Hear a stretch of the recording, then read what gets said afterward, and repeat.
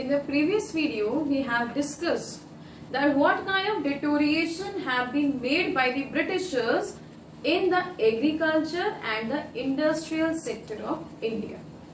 Today, we are going to discuss that what was the state of foreign sector when Britishers have came in India, right? Now, as you already know, that because of the system of colonialism, each and everything was controlled by the Britishers in India, right? We were the colony country, so we were not having any power in our hand.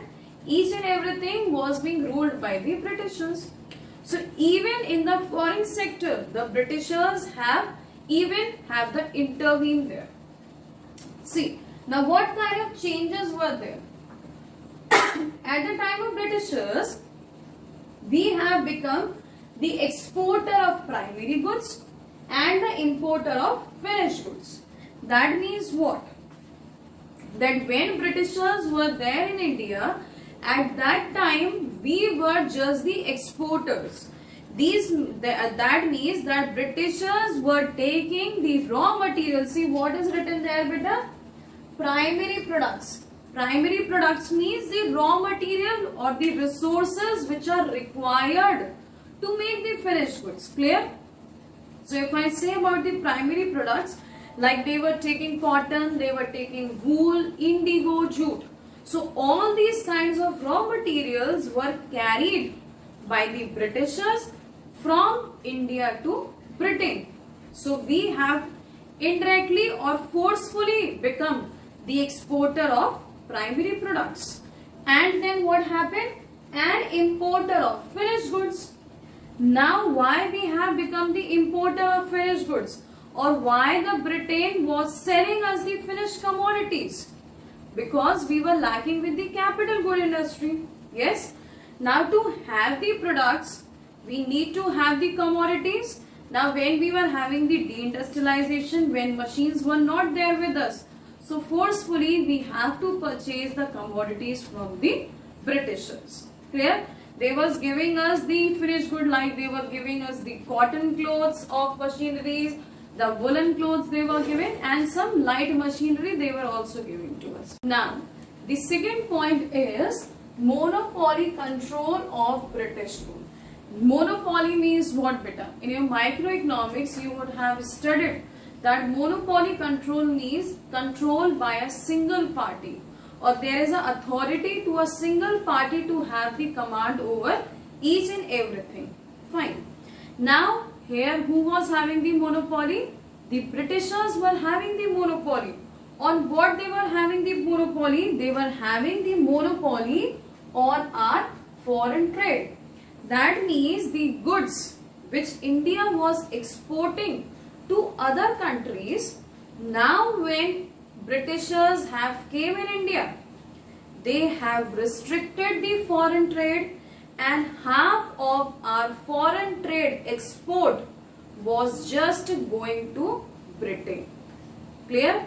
That means half of the foreign trade was restricted to Britain, and there were other countries, or very few countries, that were allowed to have the exports, and these were China, Sri Lanka and Iran. So what we are seeing the phase here, that means ultimately all the export means most of the commodities were just going to the Britain. Now, what was the third change that they have done? Drain of Indian wealth. Drain of Indian wealth means that how the wealth was mobilizing or that was transferring from India to Britain. अब आप सोचोगे कि ये पैसा कहाँ से आता था, क्योंकि सारी चीजें तो कंट्रोल थी ब्रिटिशर्स की. पैसा यहाँ से आता था बेटा. See what we have studied here: China, Sri Lanka and Iran. These were the three other countries where the export was possible from India. So obviously these countries are going to give us the money, but whatever export surplus was coming from these countries, that were again utilized by whom? That was again utilized by the Britishers only. Now the question is, what they were doing out of that money? First, to meet the expenses of offices set up by them in Britain. Now even they have set up some offices in the Britain for the administration control, so the money was utilized just to meet out the different expenses of their offices. Second thing, to meet the expenses of war fought by them. That means whatever kind of war that were fought by the Britishers or by the Britain government. So in case if there is any kind of destruction during that war, so each and every destruction or each and every expense of that destruction was made out of the money of Indians. Clear? And the last point, to import invisible items. That means whatever invisible means what? Tangible or visible is good. Invisible means the services which you cannot see, but you can feel them through the satisfaction. So here, invisible items means the different services which the Britishers were using. So that means again to purchase these services from other countries, the Britishers were using the Indian money. So this is the state, or this was the condition of foreign trade at the time of Britishers. Yes, after the foreign trade, now we are going to see that what were the demographic conditions after the Britishers have came in India. Demographic condition means the condition of the population or of the people that were there at the time of Britishers. So see, the first thing what was there, beta? High birth rate. That means the population or means the children were having a very good birth rate at that time. See, what is the definition? It refers to number of children born per 1,000 in a year. That means there was an extreme good level of the birth situation in India. But at the same rate, there was high death rate also. That means the number of children were having the born, and even with the same rate, the people were also dying. Now it can be a situation ki why people were dying in India or why there was high death rate, because of extreme poor conditions of health, right? So even we are going to add one more point here, that there were poor health conditions. And because of these poor health condition, that means whatever infrastructure like hospitals, doctors or the nurses which are required for taking care of the people, that was extremely not possible, or that was not in a very good or effective manner which is required for the person to easily survive. So because of that, there was even the high death rate. So it refers again, what is the measurement? See, per 1,000 is there. Most of the time you get confused कि how you are going to write down the data. So it's per 1,000 in a year, and same for the death rate also. Next is low literacy rate. That means the overall situation or the overall population which was there in India at that time, among the full population, only about 15 to 16% of people were educated or they were literate. And among from 15 to 16%, or around 5 to 6% of female were educated.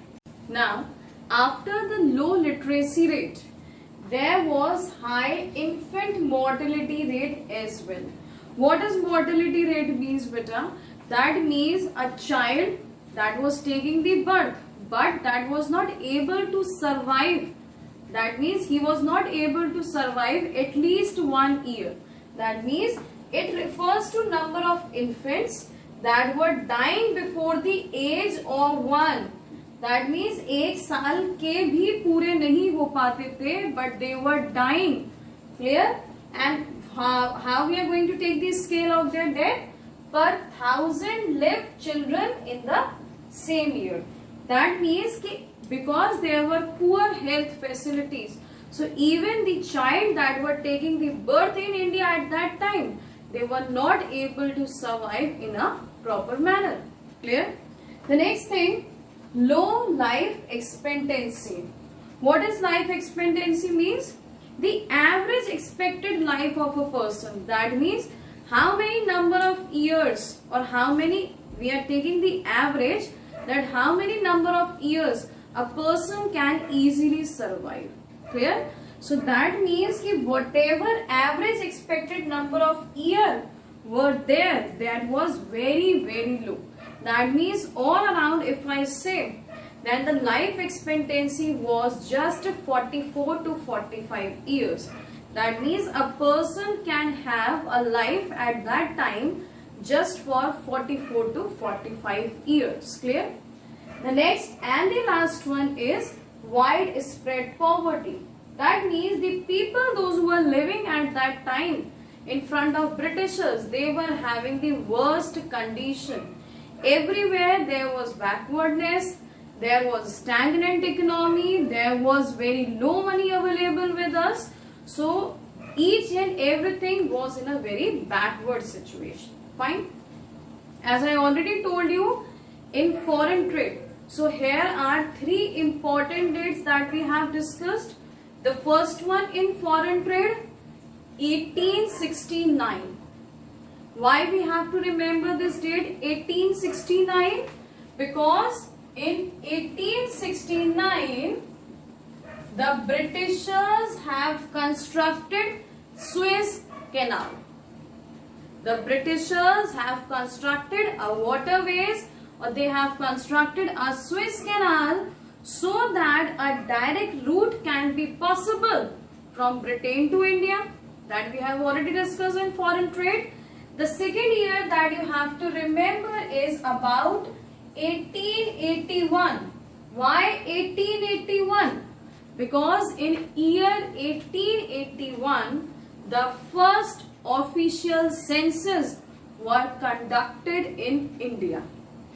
First official census were conducted in India. And the most important date that you have to remember is 1921.